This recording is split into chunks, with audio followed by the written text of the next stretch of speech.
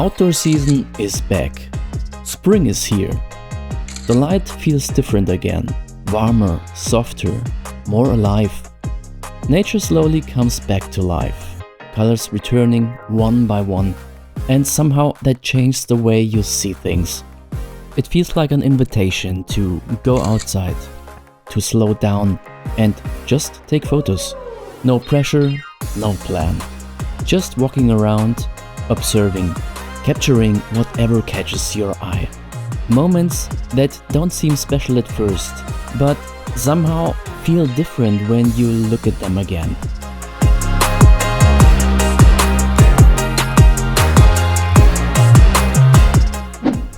Hello and welcome to this new one. In this video I want to show you my Lightroom editing workflow from the ground up. Lightroom has become such a powerful tool in the last couple of years, especially when it comes to photo manipulation. But also the basic tools are definitely worth to mention because you can create cool looks in your photos. I'm not able to go into any detail, but I will show you the tools that I use most to edit my photos. And I will show you how to take your photos from this, straight out of the camera, to a clean cinematic final look using the tools inside Adobe Lightroom. So let's hop right into Lightroom Classic. As soon as you have opened Lightroom Classic, you have to navigate to the Develop module. Inside this module you will find different tabs that we need to edit our photo. I've already imported the picture that I want to use for this tutorial. This is a photo of Lucas doing his yoga practice in Bali. And you can see we have lots of colors in it, especially greens in the background, but also lots of skin and orange tones in the foreground. And this makes it perfect for editing and achieve a very cool look and contrast. When I was taking this photo, I underexposed it a little bit because I wanted to recover all the details in the bright areas in the sky. So what I do first in this case is to make it neutral again. To do that, I head over into the Basic tab. And here you can see all the sliders that we need to edit our photo. Exposure, contrast, highlights, shadows, whites and blacks. As I said, I want to make it neutral again. I bring up the exposure level a little bit, maybe around plus 55. I guess that's fine. And now I have the situation that I actually faced when I was shooting it. But as you can see, we have lost lots of details in the bright areas. And to bring them back, I start by reducing the whites a little bit, maybe around 50, minus 50. And at the same time, I reduce the highlights. And you can see that we get all the details in the bright area in the sky back. We can see clouds. But we also have lots of dark areas, especially on his head and in this plant. And to get these details back, we will level up the shadows. I make it very drastic because we want to get lots of details back, maybe around 92. So what we have now is an image or a picture with lots of dynamic range. And that makes photos so interesting to look at. Our eyes are not able to see lots of dynamic range. When we look in this picture, we can see all the details in the dark areas and also in the bright areas. In real life, our eyes are not able to do this. But by doing our adjustments so far, we lost a little bit of contrast. And to get contrast back, we can reduce the blacks. Not that much, only a little bit, maybe around minus 30. So now this picture looks definitely more natural. But now let's talk about another cool tool. Clipping points. To activate the clipping points, you have to navigate to the histogram, and there you can find two little triangle buttons. By clicking on them, you will enable it for the dark or the black area and also for the bright area. And what you see now in our pictures are blue areas. And these blue areas have no color information left, so we are on a level on 0. 0 means it is pure black and no color information is available there. And we also have 100, that means it is pure white and also there is no color information left. To bring back the informations, in this case in the dark areas, we can Increase the blacks. And now you will see that all the pixels with no color informations have some information. Now let's head over to another powerful tool inside Lightroom Classic, Dehaze and Clarity. I will deactivate the triangles, the clipping points again. And now we have a look at Clarity. Clarity adds or reduces mid-tone contrasts. And when you push the clarity slider, you make your photo looking a little bit more punchy. So I push the clarity slider in this case a little bit. We don't need much, but you can also see that we get lots of details in the background and also on Luca's hair back. Maybe around 22 is fine in this case. Dehaze basically influences dark areas or dark gray areas. For example, if you have lots of mist in your photo or haze, you can use the dehaze slider. Very cool thing. So when I push the dehaze slider, you can see we get lots of contrast back. Don't do it too much because it looks unnatural. Only make minor changes with the slider. So until now we already made lots of improvements in the photo, and if you want to see before and after, you just have to click the Y button on your keyboard and you can see the before and the after, and this is already a huge difference. But that's not all we can improve, and that's why I want to talk about another thing: denoise and sharpening. I close the basic tab and I will head over to Detail. Here you will find different areas, the sharpening area and the noise reduction area. Let's start with sharpening. I don't want to sharpen everything in my photo. I only want to have it in specific areas, especially the edges. To do that, head over to the sharpening area and use the masking slider. But before you do that, click on the option button on your keyboard and then level it up. So far, until only the edges are visible. In this case, the white areas will be sharpened and the black areas will be spared. Release it, and now we will zoom in, and by changing the sharpening amount, we will see that our edges will be sharpened and unsharpened. In this case, maybe 55 is definitely fine. Too much will again make it look unnatural. And now let's have a look at noise reduction. In this picture, we have a little bit of noise in the bright areas, but also in the black areas or dark areas. To reduce it, we can use the luminance slider in Lightroom.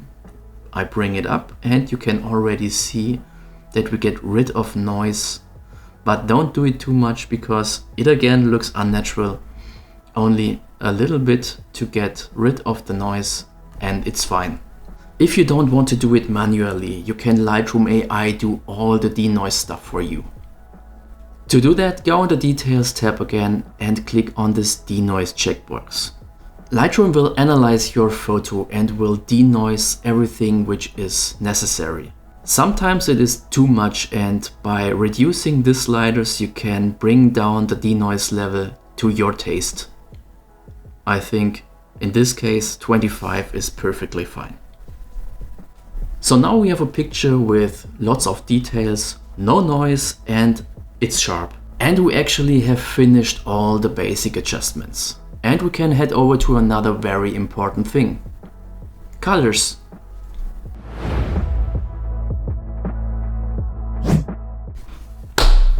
Colors. In the color section of Lightroom Classic, you can change your colors. Wow. But you do not only can change colors, you can create specific looks. Cool looks. What I'm always looking for is a difference in tones and contrasts in the picture. So in this case we have lots of warm looking green tones in the background, but also lots of warm skin tones and orange tones in the foreground. And to make this photo really looking stand out is to receive a color difference between the background and the foreground. I want to achieve cool color tones in the greens, and I want to recover and improve the warm and orange tones in the object, in Luca's back. And to do that we have to manipulate the colors. And the first thing I want to show you is calibration. In the calibrations tab you will find all the primary colors: red, green and blue primary. Calibration is again very powerful, and you first have to understand how these sliders work. Because when you make changes in red, for example, you do not only change the red color, you change every color in your image. And this is different to the color mixer tool, which we discuss later.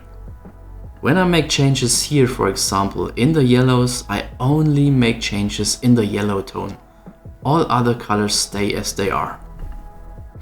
So let's open up a color wheel where I can prove this.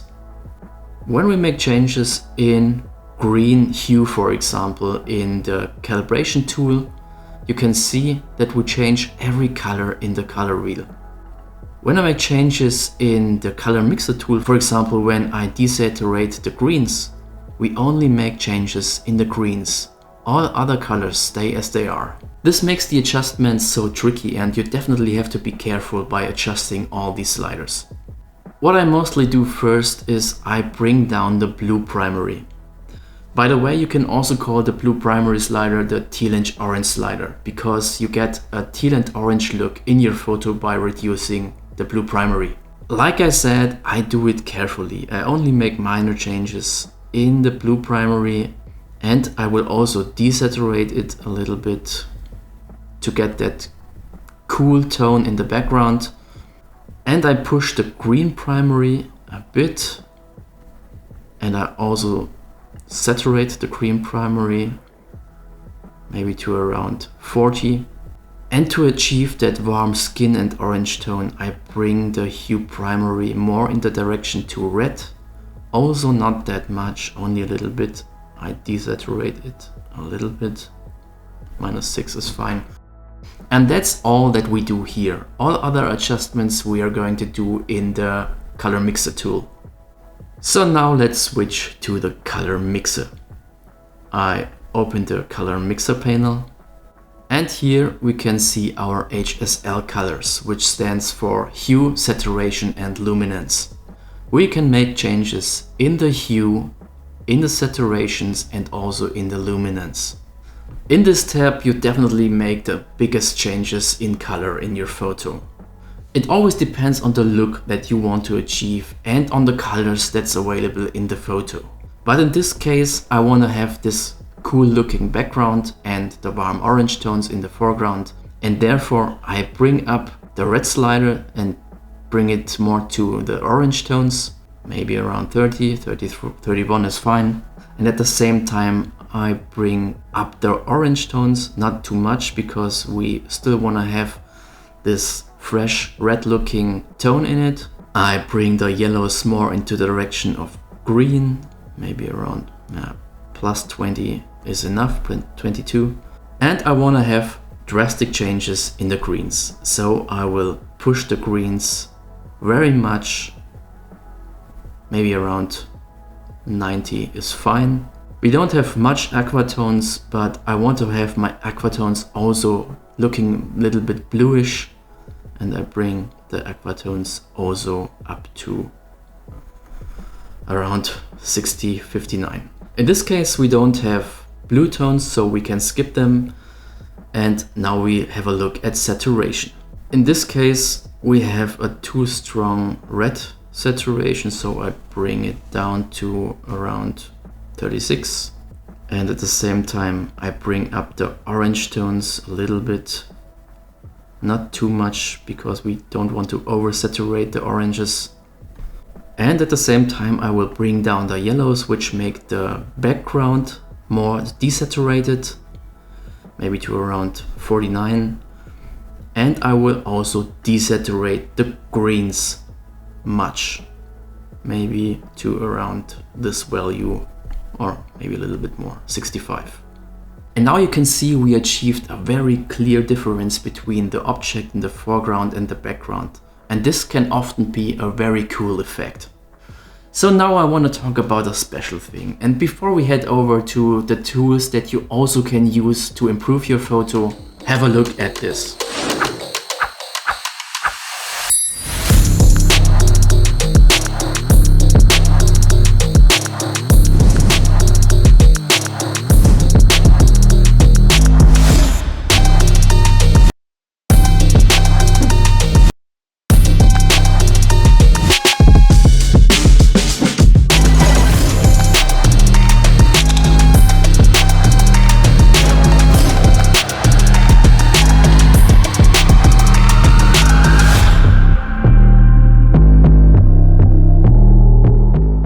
These filters are the result of years of work.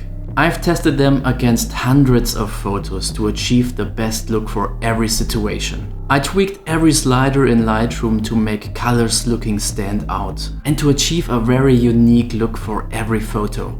So if you want to save time and if you don't want to make all these adjustments for every single photo you want to edit, you can purchase these presets on my website. You will find the link in the description.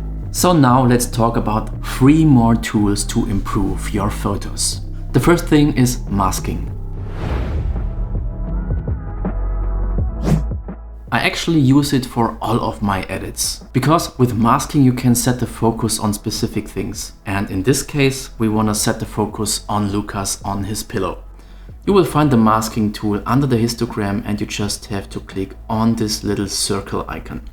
And here you will find different masking types. You can mask your subject, the sky and the background, and you can mask landscape objects and use the brush masking tool. You can create a linear gradient, a radial gradient, and you can mask specific ranges, for example, color range and luminance range. Like I said, I want to spotlight the subject. So what I can do here is to select the subject by clicking on the subject tool. And now Lightroom will automatically mask the subject. And on the right hand side you can make all the adjustments that only affect in the selected area. For example, we can increase the shadows to receive a little bit more details. I do it a little bit more, and at the same time reducing the blacks to make it a little bit more contrasty. By clicking on these 3 little dots next to the mask, you can, for example, duplicate invert the selected mask, and now we see that we have a mask around the subject. And here we can bring down the shadows a little bit more to receive a more contrasty background. This makes this picture looking a little bit more pop. Another tool that I often use inside masking is the linear gradient. For example, to make this lower level a little bit darker, I bring the exposure level down. This makes the image looking more dramatic. And if you want to make this mask not affecting this plant here, you can click on the mask and say subtract. Choose, for example, the radiant gradient and make a circle around here. And now you see that we don't affect this plant. And we have all the details recovered in this plant. I also often use the linear gradient tool to fade the sky. So I make a fade up here and also bring down the exposure a little bit. And this makes the sky looking more dramatic. In this case, it's maybe not the best because we have a tree in the background which is also being affected by the mask. But it can look cool if you have a plain sky, for example. And a fade like this makes it looking definitely more dramatic. Like I said, there are some other masking tools. You just should play around with them and find your style, and you can really create cool looks with them. Another cool tool is lens blur. Lightroom is able to blur your background and leave the object sharp. To do that, just click on lens blur and apply the lens blur on your photo. Then Lightroom will automatically mask your subject again and make some more blur in the background. So when you increase the blur amount, you can see that you get more blur in the background. But in this case, we actually don't need it because our background is already slightly blurred, and that's actually already enough. So I deactivate it again. I shot this photo with a telelens on my mirrorless camera. With this setup, you already have a good bokeh effect. Bokeh is when you have a blurred background and the subject stays clear. But when you use your iPhone, for example, you actually don't have a strong bokeh effect. Applying lens blur, like I just showed you, is really leveling up your photo. So just test it out, it really makes a difference. The last thing I want to talk about is the removal tool. If you have unwanted objects inside your photo, Lightroom is able to remove them with the help of AI. To do that, just click on this little rubber icon. Make sure the rubber is selected and then mark the object that you want to remove. In this case, I want to remove the mobile phone. And as soon as you have selected, Click on the remove tool and Lightroom will look for the best results for vanishing this subject. So that's it from my side. I hope you liked this video, and if so, please leave a like and subscribe to my channel to don't miss out any of my upcoming videos. And hey, if you like, don't forget my preset pack, you can find the link in the description. Thank you very much for watching this video. I hope to see you in the next one. Bye bye.